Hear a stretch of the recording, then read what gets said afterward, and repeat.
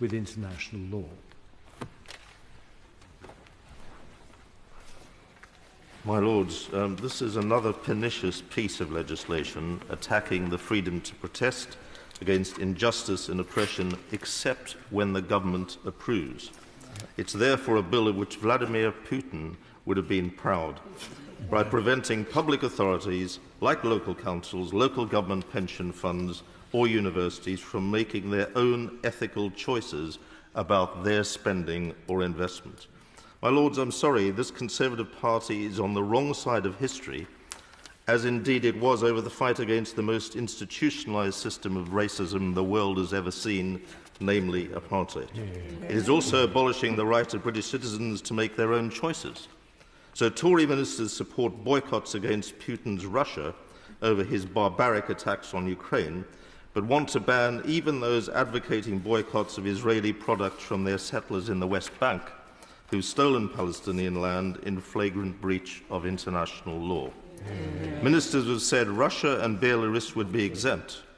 But what about public bodies wishing to take boycott action over China's oppressive treatment of Uyghur Muslims? The Myanmar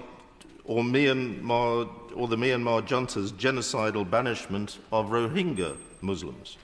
The bill violates UN Security Council Resolution 2334, which the UK voted for, and which declares Israeli settlements in the Palestinian territory occupied since 1967, including East Jerusalem, as legally invalid and a clear violation of international law.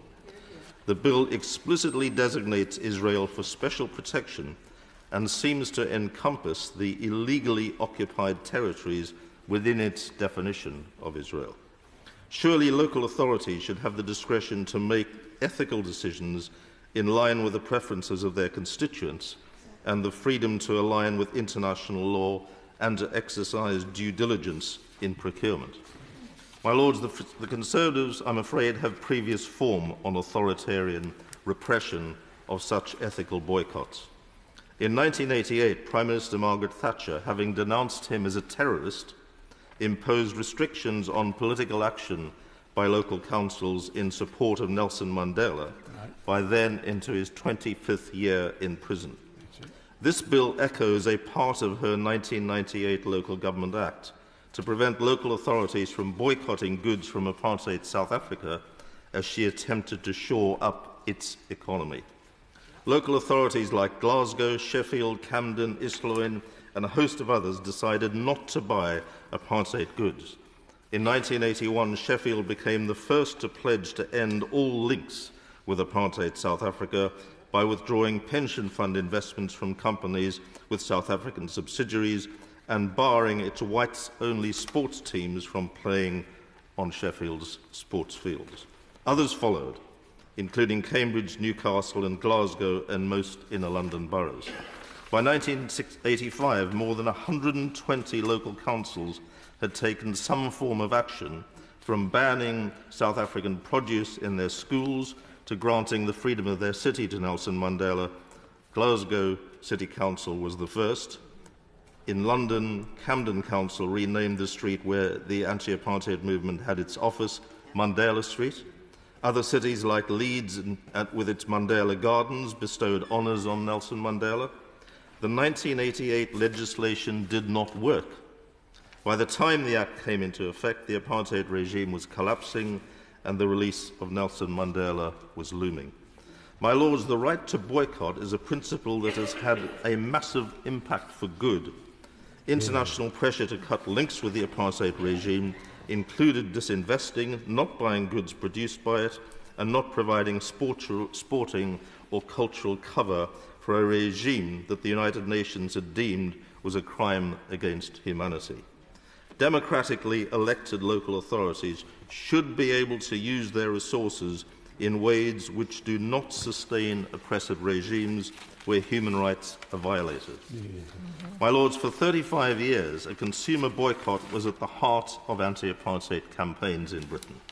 Hundreds of thousands of British people who never attended a meeting or a demonstration showed their opposition to apartheid by refusing to buy goods from South Africa. I took part in action to plaster danger product of apartheid stickers on South African products in supermarkets. The objective of local councils joined by student unions was to create apartheid-free zones. From the early 1970s, almost every university and college in Britain joined in. At more than half, students called on university authorities to sell their shareholdings in British companies with South African interests and pressed for total disinvestment. Many student unions also banned South African goods from their bars and canteens, and their protests drove Barclays Bank off campuses, forcing it to close down its South African operations. My Lords, in 1964, the University of London Union made Nelson Mandela its honorary president. In the 1980s, many student unions named buildings in honour of Mandela and initiated moves to grant him an honorary degree.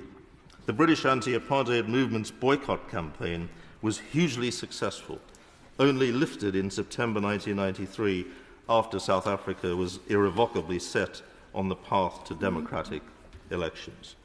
Yet, my Lords, and this is my key point, as Richard Hermer KC of Matrix Chambers states very clearly in paragraph 13 of his legal opinion on this bill, and I quote, "Had legislation of this nature been in effect in the 1980s, it would have rendered it unlawful to refuse to source goods from apartheid South Africa." My Lords, shame on this government for introducing this shameless bill. I trust that your Lordship's House will dismember it through amendments and stand up for human rights worldwide. Yeah. Excellent. My Lords, the Minister